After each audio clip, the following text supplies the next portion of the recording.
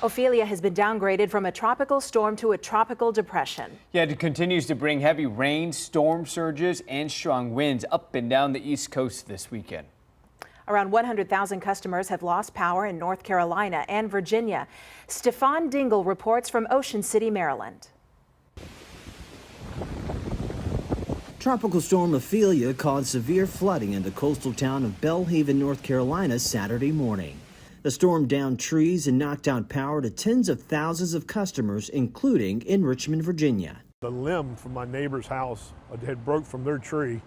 It had broke their power line from the pole to the house, and it snapped and pulled the pole over. Tropical storm warnings were issued in several states, including Delaware, where the severe weather made for extremely rough surf. Heavy winds and intense rains here in Ocean City, Maryland is causing coastal flooding. As you can see along this residential waterfront property, the water down here is up to my ankles. Vacationers in Ocean City told us the storm was so powerful overnight, it woke them up.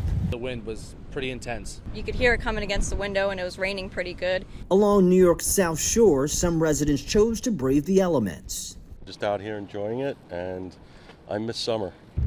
As the storm makes its way further inland, forecasters say the main concern over the next couple of days will be the threat of floods. Stefan Dingle, CBS News, Ocean City, Maryland.